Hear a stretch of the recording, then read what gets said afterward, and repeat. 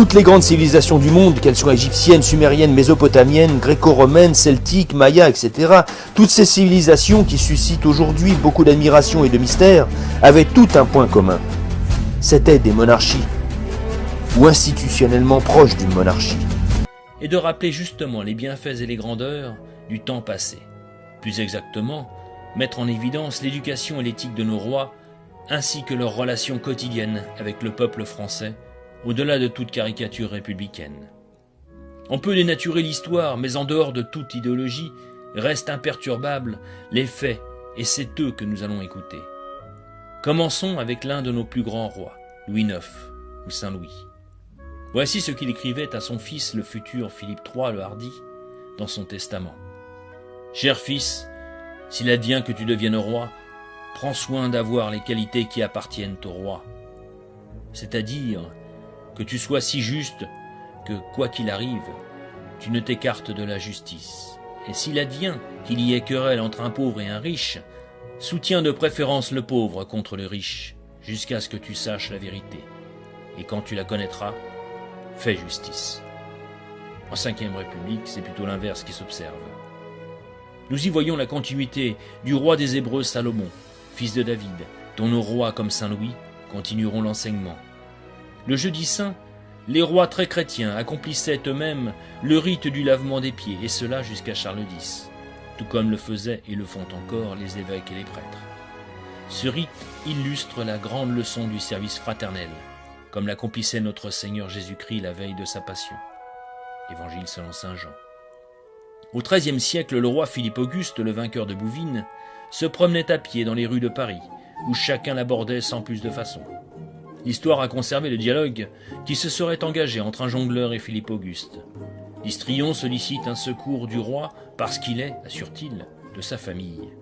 « Comment es-tu mon parent » demande le roi. « Je suis votre frère, Seigneur, par Adam, le premier homme. Seulement son héritage a été mal partagé et je n'ai pas eu ma part.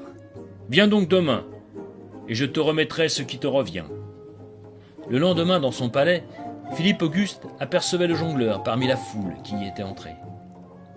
Il le fit avancer et lui tend un denier. « Voilà la portion que je te dois. Quand j'en aurai donné autant à chacun de nos frères descendus d'Adam, c'est à peine si de tout mon royaume, il me restera un denier. » L'anecdote manquerait-elle d'authenticité? La transmission par les contemporains n'en serait pas moins caractéristique. Au XVe siècle, on regardait le roi comme la première personne ecclésiastique. Le peuple se précipitait sur le passage du roi pour toucher le bas de sa robe comme une relique.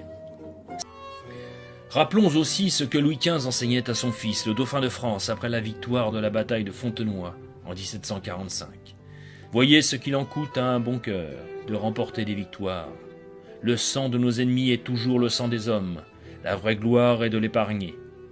Ce même Louis XV, jugeant inhumain l'invention d'explosifs, acheta le silence du joaillier grenoblois Antoine Dupré, en lui versant une pension de 2000 livres, on est loin d'Hiroshima et Nagasaki, au nom des démocraties et des droits de l'homme.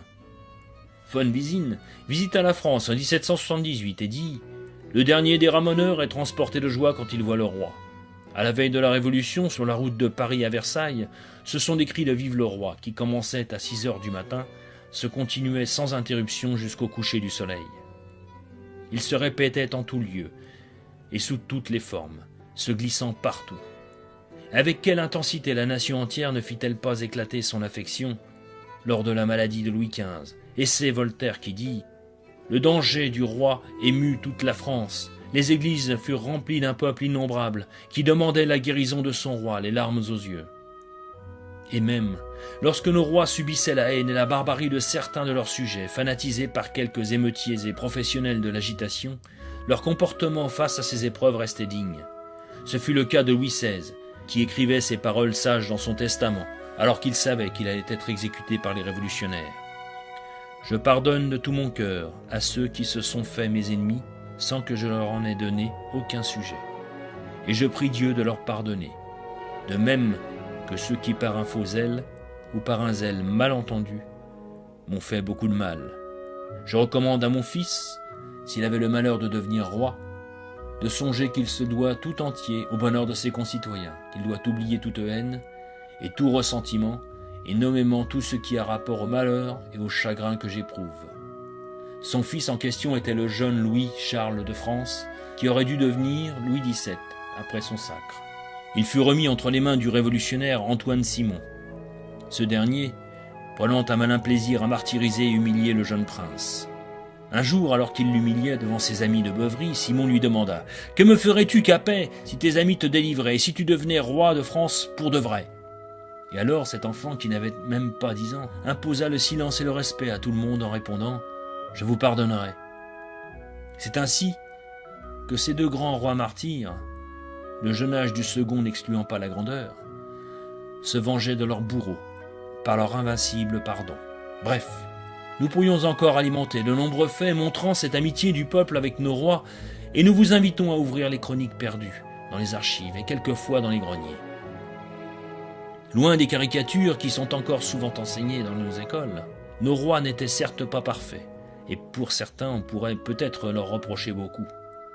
Mais il est difficile de ne pas admettre que ces rois, si imparfaits furent-ils, ne faisaient qu'un avec le peuple de notre terroir de France. C'est ce qui fit notre force.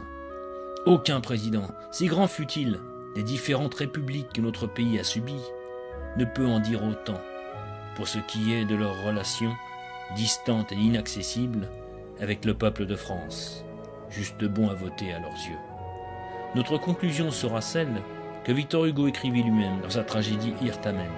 Quand on hait les tyrans, on doit aimer les rois. Notre jour viendra.